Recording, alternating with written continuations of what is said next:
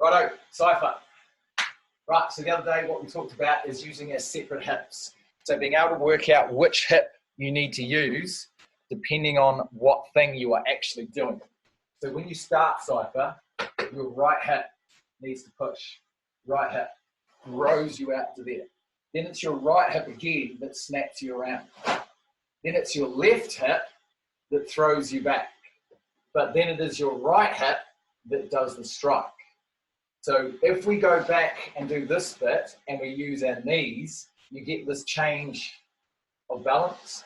But if you drop back and it's just your hips that shuffle, then you get this power going the way you want to go. Knees,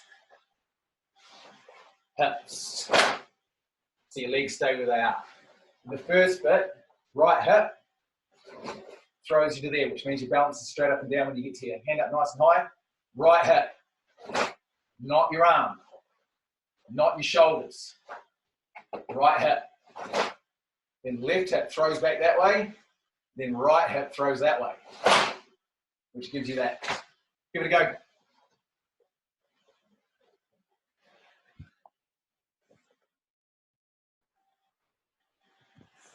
Okay, stop. Right, so when you're in the suit arch here, you should have quite bent knees. Then when you move, your knees stay bent. So there's never a time we actually stand up. You don't go up. If you go up, then all your power's going that way, which gives you nothing.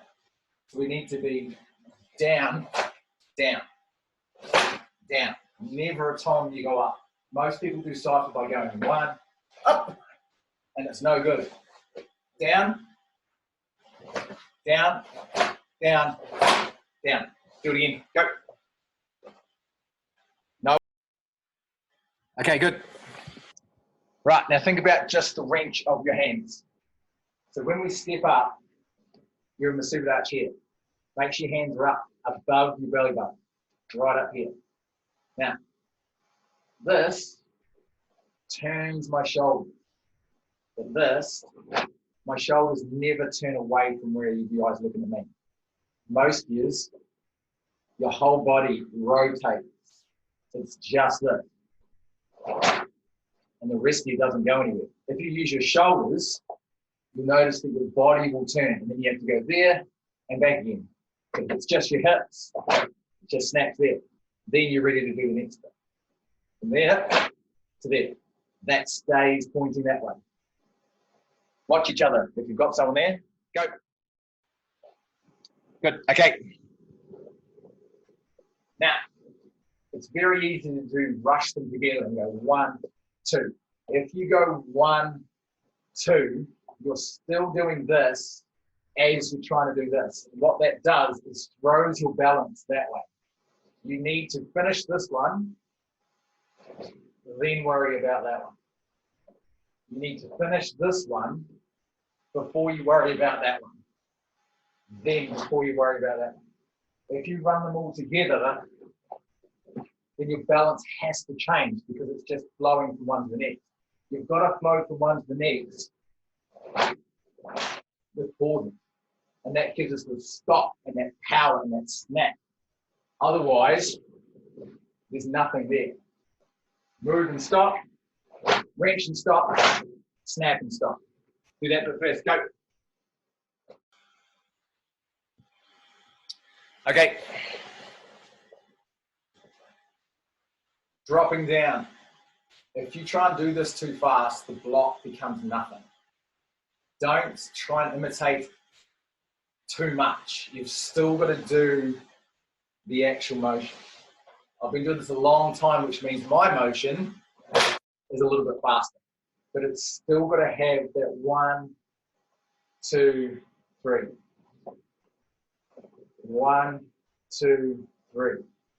So this time I want you to just do it real slow. Make sure you've got the full block, elbow goes up to flip and pull down.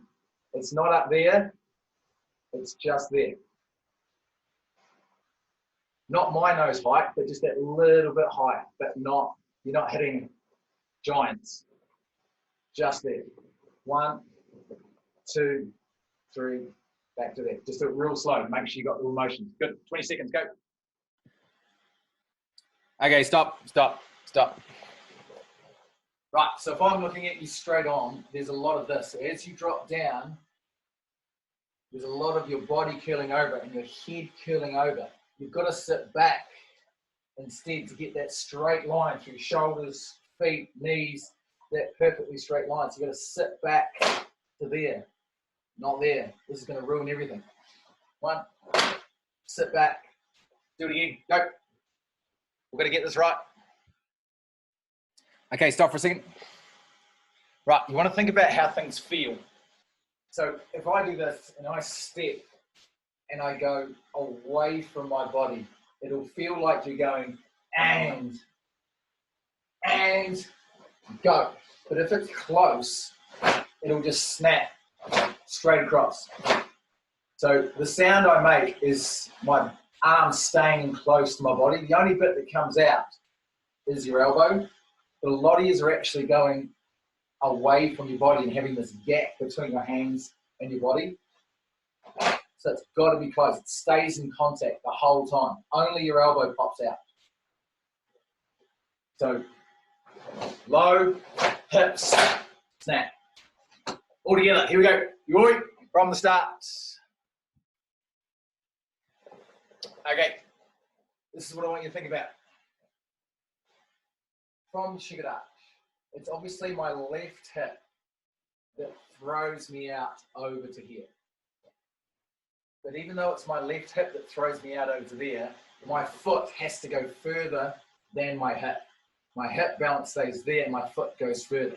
If you think of how a whip works, the handle of the whip only does a very small bit, and the end bit then carries on. Your hip is the handle and your foot then carries on, which means my balance is here. If I go hip and my foot goes underneath my hip, my balance is still going that way. So it has to be throw your hip and then your foot goes further. Balance there, foot there, which means you've got perfect balance to stand. Most years go foot and hip and fall, right? First thing, that's all I want you to think about. Hip goes, but your foot goes further. Right, now, you will wobble if your balance has gone a bit haywire. So when I step to there, my balance should be here, which means that's exactly where I come up. If you lift up too early, everything's going that way. So it's got to be up in line with your balance. There, my balance is there. That's where my leg comes up, which means then I'll have perfect balance. If I'm engaged in my stomach, my top half can't wobble. It has to be solid. And that comes from your hands as well. So when you're going down to there and up to there, if that is strong and that is strong and this is strong and that's strong, everything will hold there, loosen them. There's so much room for everything to go haywire. So it's just all about how your body's balanced and the strength of it. Foot goes, hand goes to there, and you'll hold that perfect balance. Go, practice that. Balance.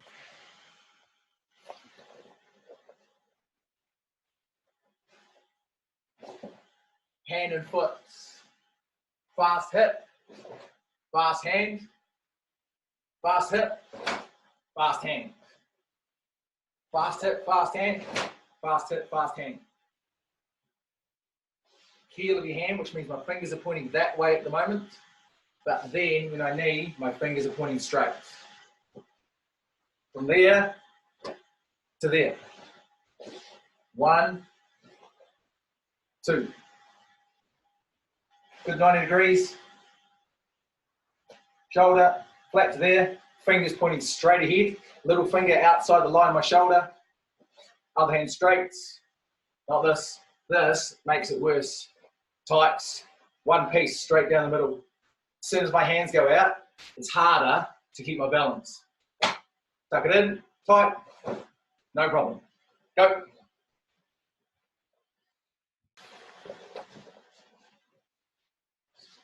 That one goes down there. It doesn't move. A lot of you are blocking with that and then trying to use it again to give yourself energy or give yourself power with the other leg. That doesn't work. It's one, it's your hip That snaps up. This one doesn't move. It's already blocked. There's nothing for it else to do. Keep it there. It's just that one. Go. You've got to get power into your knee. To get power into your knee, it's tightening your right butt cheek, which loads it up, to be able to snap up to here. One, tight, twist the other way, to then snap up. Foot goes, balance down the center. Hand goes. This one's snapping forward as my belt turns to the left, then to the right. 1, 2. That curve of your knee. Start by just doing this. Forget about your hands. Knee comes this way, snaps up.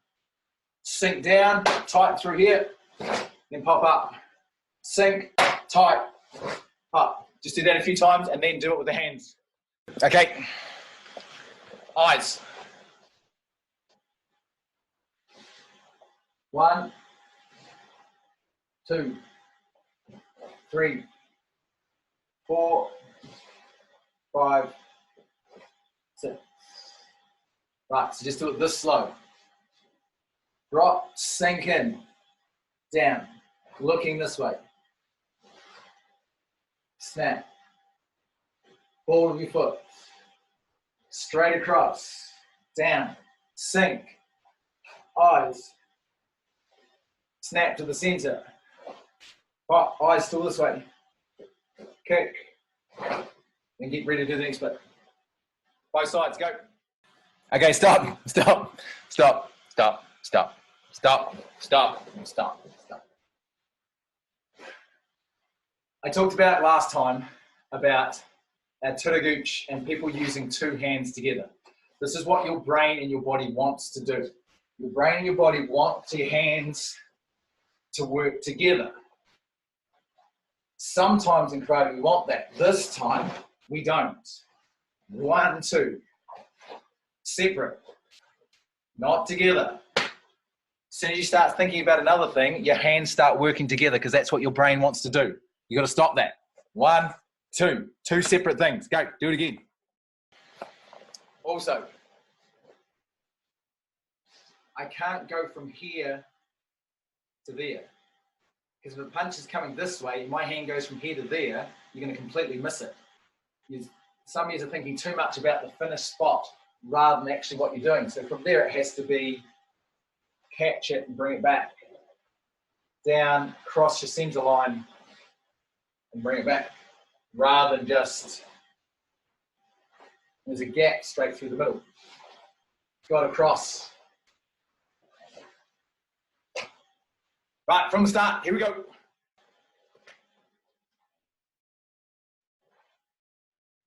Right, so this is where we got to.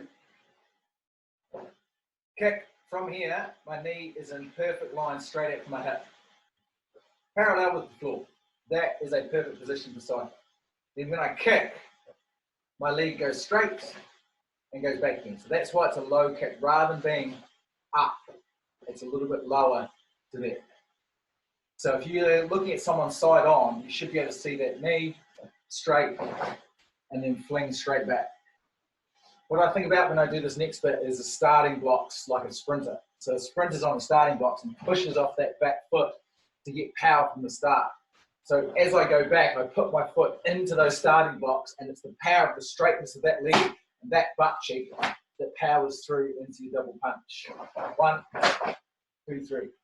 A lot of yous have a bent leg, which means your power's coming from up here, and it's no good. Lock it straight in with a powerful straight leg, with your right, left butt cheek power, to be able to power into that double punch. 1, 2, 3. Just the punch. Go. And move your front knee though.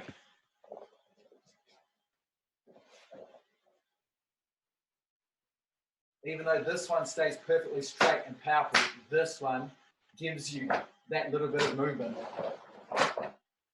Because we want to be going that way, which means both hips need to power that way. which means this knee has to go back behind your heel, then to your heel. Behind your heel, to your heel, not past your heel. Back, land perfectly in a perfect good Zen good touch. Little bit of movement. Okay, stop.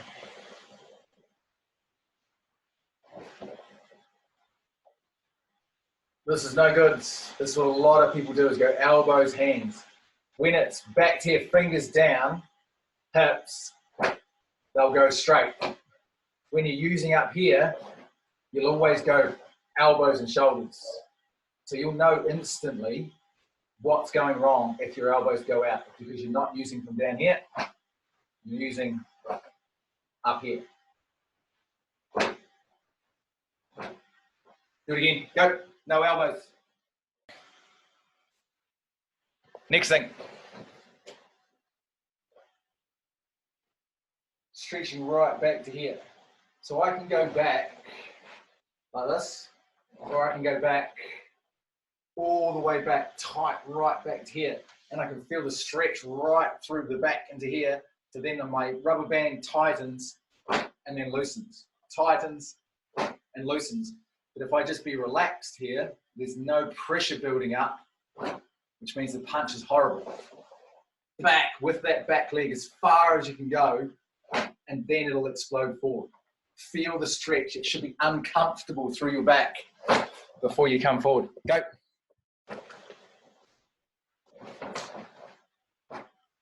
The reason why you have your right foot and right hand closed is because your right hip has less movement than your left hip.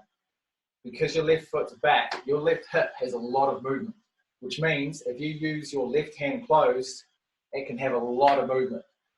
Right hand connected to your right hip though, it stops it, which means using your hip will create a fast, efficient strike. Left hand, big, right hand, small. Hip goes back, hip goes forward, which brings your hand down. 1, 2, 3, 4. Go. Right, this is what you're going to be careful of. What I'm saying is a lot of movement. So from here, people are kicking by going, and your body's doing this pendulum movement, and then you're going back, and your body's doing a pendulum movement, and then you're going down, and your body's moving again. If you do it right, the top bit of your body doesn't move. It's just through here. It's just through your center. As soon as this bit moves,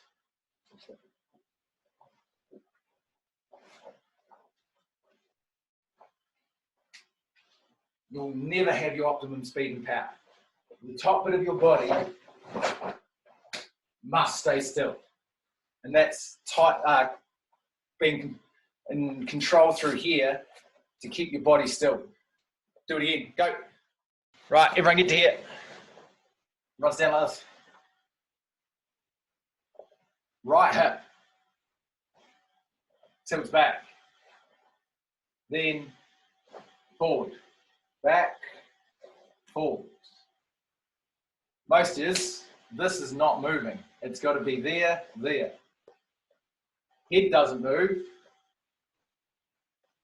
but this does. Do it again.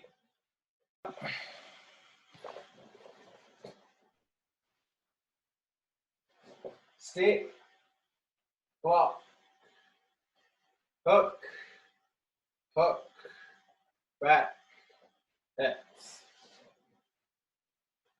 Step and block, hold, round, open the door for the other one to go through the door. Same again, you're going to want to use two hands, but it's going to be 1, 2, 3. 1, 2, 3. 1, 2, 3. 3 separate blocks. 1 block, 2 block, 3 blocks. Just do it nice and slow so you know you've got the hang of things. Go. It can't be 1, 2. This one can't stop.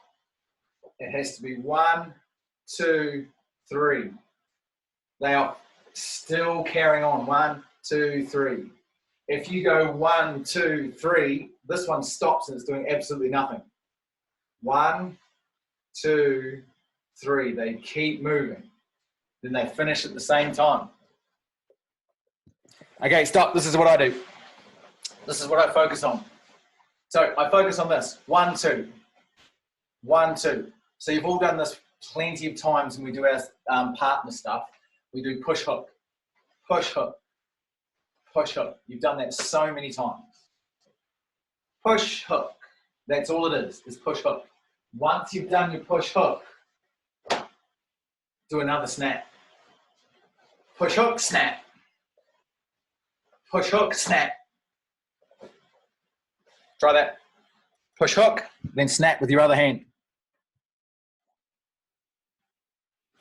Good. Okay, so the reason I do it that way is because then you can go push, hook, snap for the punch. So if you just kind of focus on the blocks, this will become nothing, which means that becomes nothing. But if it's 1, 2, 3, then it can be 4. 1, 2, 3, 4. Go. So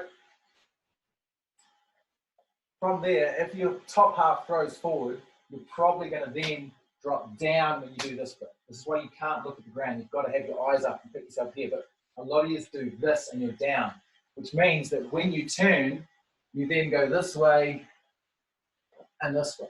So it gets that waving motion again. But when your body's tall and your eyes are up, your body stays in that nice straight line. And it's just that. Not that. Do it again. Go.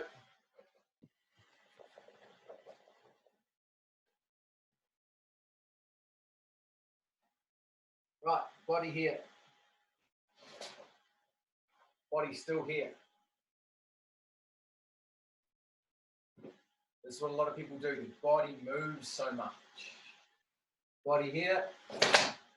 Body's still there, that same spot. Body's still there, nothing moves. From there, to there, to there. Practice that first, go. Hips. Right hip. Pulls, turns, drives. Circular motion. 1, 2. Without rising. So that is your other knee. So this knee stays bent, whereas this has a lot of movement to give you your stomp. This is where different sides of your body have to be doing separate things. This one stays bent, keeps you low, and this one does that stomp. If my body goes onto this foot, nothing. My balance has to stay here. That stays bent, power down the middle. No hands, just your legs. Practice that. Okay. Shock absorbers. Here. Stops you from standing. Knees should be flexible, be able to move with what you're doing. Driving down. Not this. Straight legs, no shock absorbing through here. It means it all puts the pressure on your back. Up, down.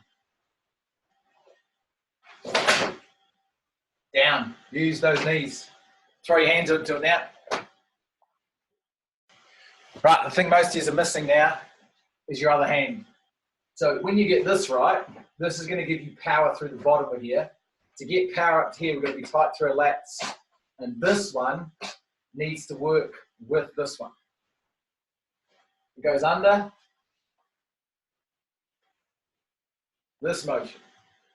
They've got to be equal and opposite. So it can't be just straight line. It has to be a little bit curved because this is curved. This is a little bit curved as well. Tight back.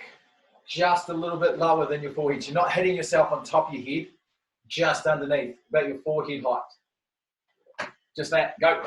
Think about your other hand, your Hikite hand. Tuck it underneath and use it just like the other one.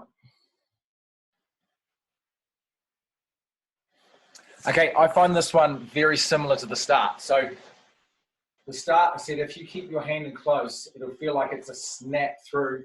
Arm going out feels very laboured. From here, a lot of you look like you're almost swinging an axe. And it's this massive big thing, and hand and leg goes together. It should be a snap instead. Snap, not leverage. It's a hit, it's a whip rather than an axe. There, not there. Just shorten things up. Hips all through the center bit is what you want to use.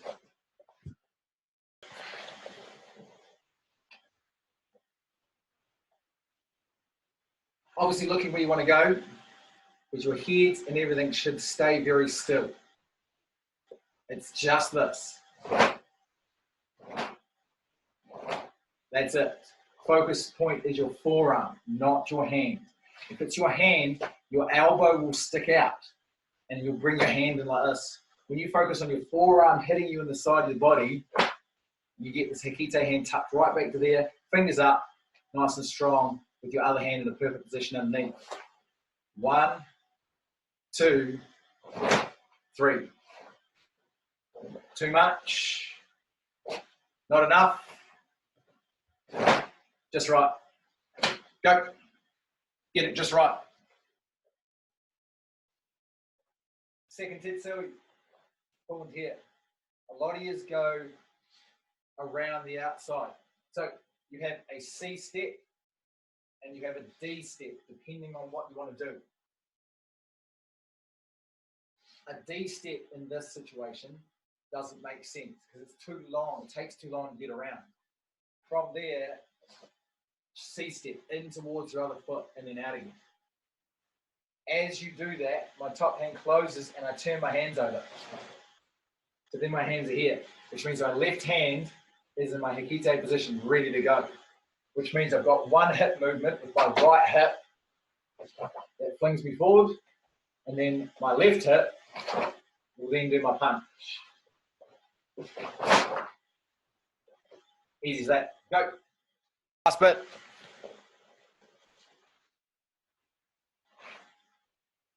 Prepare yourself first. So because I'm going to turn around, I need to prepare my foot first.